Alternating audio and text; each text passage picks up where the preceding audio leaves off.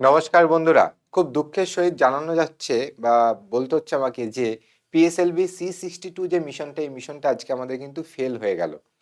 কেন এরকমটা হলো? একটা সার্টেন উচ্চতায় যাওয়ার পরে কোনোভাবে কি ওটাকে কমান্ড দিয়ে কোনোভাবে কি ওই অরবিটে কি ঘোরানো যেত না?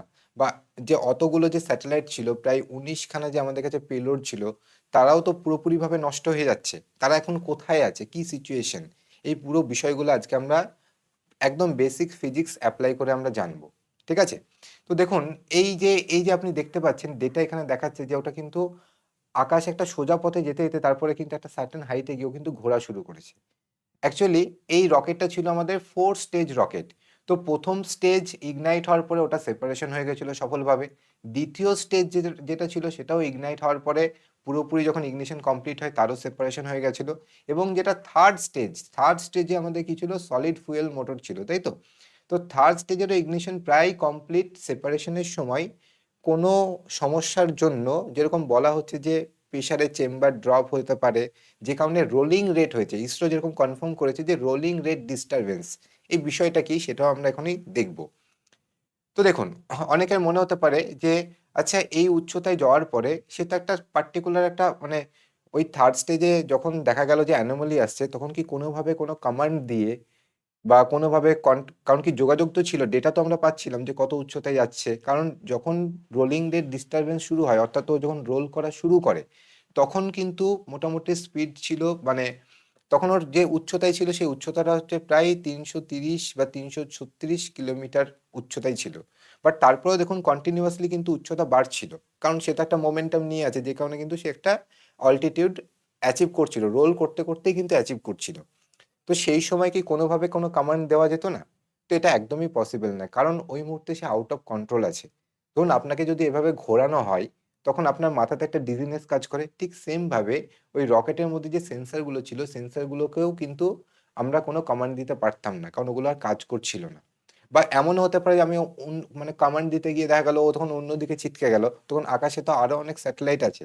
তো কোথাও কোনো স্যাটেলাইটের সাথে তো ধাক্কা লেগে যেতেও পারে। তো এই ধরনের রিস্ক কিন্তু নেওয়া সম্ভব নয়। তো এক্স্যাক্টলি কি হয়েছিল? যেরকম এর আগের যে মিশন C61, PSLV C61, সেখানেও কিন্তু এই থার্ড স্টেজেই প্রবলেম দেখা গেছিল। বাট সেটাকে ঠিকঠাক করার পরেও কোনো কারণবশত হয়তো সেম জায়গায় হয়তো প্রবলেম হতে পারে। তো যেরকম আমি আপনাদেরকে রকেটের ডিজাইনটা যখন দেখিয়েছিলাম, বলেছিলাম যে দেখুন এটা হচ্ছে আমাদের ১ম স্টেজ। তারপরে এটা হচ্ছে আমাদের ২য় স্টেজ। এই ২য় স্টেজের এই দেখুন এই যে ভাঁজ করা আছে, এটা হচ্ছে নজেলটা। তারপরে দেখুন এটা হচ্ছে ৩য় স্টেজ, তার এই দেখুন এটা হচ্ছে নজেলটা। ওকে? তো এই নজেলে কোনো সমস্যা বা চেম্বারে হয়তো কোনো প্রেশার ড্রপ হওয়ার কারণে হয়তো নজেল থেকে হয়তো অন্য কোনো দিকে থ্রাস্ট হয়তো জেনারেট হয়ে গেছে। তা নাহলে তো ঘুরবে না। কারণ ধরুন থার্ড স্টেজে যে থ্রাস্ট জেনারেট হচ্ছে, ওই থ্রাস্ট মানে পেছনের দিকে যে গ্যাসের কণাগুলো বেরোচ্ছে, ঠিক আছে? তো তার দরুন রকেটকে তো সামনের দিকেই একটা পুশ দেবে, ফরওয়ার্ড পুশই দেবে। তো কোনো কিছু ঘুরবে কেন? দেখুন আপনি এই পেনটা এই ঘুরবে কেন? কারণ যদি তার এই অ্যাক্সিস থেকে যদি আমি একটা ডিস্টেন্সে গিয়ে যদি বল প্রয়োগ করি, তখনই সে কিন্তু রোটেট করে। এই ধরনের ফোর্সকে আমরা কি বলি? সাধারণত টর্ক বলি। বা অ্যাকচুয়ালি তখন কাপেল জেনারেট হয়, যে কারণে সে কিন্তু ঘুরতে থাকে। তো এরকমই কিছু একটা হয়েছিল বলে এখনো অবধি ধারণা এটাই, যে হয়তো থার্ড স্টেজের নজেল থেকে কোনো কারণে হয়তো থ্রাস্ট অন্য কোনো দিকে চলে আসার জন্য হয়তো সে তখন মানে তখন একটা মানে থ্রাস্ট কাজ করে, মানে অ্যাকশন রিঅ্যাকশন করেছেন তো। তো যখনই থ্রাস্ট বেরোচ্ছে তখন ওটা অ্যাকশন হলে একটা রিঅ্যাকশন কাজ করবে, যে কারণে কি হচ্ছিল, ওটা ঘুরে গেছিল। ওকে?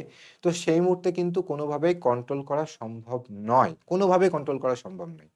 তাহলে স্যার এখন কি হতে পারে? তো দেখুন এই যে পৃথিবীর সারফেস থেকে যে এই উচ্চতায়, অনেকে বলছেন যে এই উচ্চতায় গিয়ে আমরা কি কোনোভাবে ওটাকে যদি পেলোড গুলোকে ছেড়ে দিতাম, বা ওটাকে কি ওইখানেই এখানেই কোন একটা অরবিটে কি ঘোরানো যেত না? তো এখানে যে অরবিটে যদি ঘোরানো হয়, মানে এই উচ্চতায় ৩০০ ৩৫০ কিলোমিটার উচ্চতায় যদি ঘোরাতে হয়, মানে কোনো বস্তুকে দেখুন, ধরুন কোনো বস্তুকে আপনি এই পৃথিবী থেকে কোনো বস্তুকে এভাবে ঘোরাচ্ছেন। তো পৃথিবী তো তাকে গ্র্যাভিটির জন্য টেনে নেবে। তো তাকে নিশ্চয়ই সেম একটা বা অতটা একটা বাইরের দিকে একটা ফোর্স জেনারেট করতে হবে, যেটাকে আমরা সেন্ট্রিফিউগাল ফোর্স বলি। তো সেই অতটা ফোর্স বাইরে জেনারেট করার জন্য একটা পার্টিকুলার উচ্চতায় একটা পার্টিকুলার ভেলোসিটিতে চলতে হবে। তো এই ৩৫০ কিলোমিটার বা এই ৩৭০ কিলোমিটার উচ্চতায় যদি তাকে একটা ফিক্সড অরবিটে ঘুরতে হতো, তাহলে মোটামুটি 7.7 বা 7.8 কিমি পার সেকেন্ড ভেলোসিটি অ্যাচিভ করতে হতো। বাট সেই সময় তো ভেলোসিটি অতটা ছিল না। দেখুন এখানে দেওয়া আছে 5.8 ছিল ভেলোসিটি। ওকে? তো 5.8 যেহেতু ছিল ভেলোসিটি, তো এটা পসিবল ছিল না। তাহলে এখন কি হবে? তো এখন যথারীতি ওটা গ্র্যাভিটির টানের জন্য পুনরায় সে একটা এরকম একটা প্যারাবোলিক পাথ নিয়ে আমাদের পৃথিবীর অ্যাটমসফিয়ারে আবার রি-এন্ট্রি করবে। অ্যাটমসফিয়ারে রি-এন্ট্রি করার জন্য ফ্রিকশনের জন্য সেটা বার্ন আউট হয়ে সেটা পুড়ে যাবে, সেটার ক্ষয় হবে, ডিকে হবে।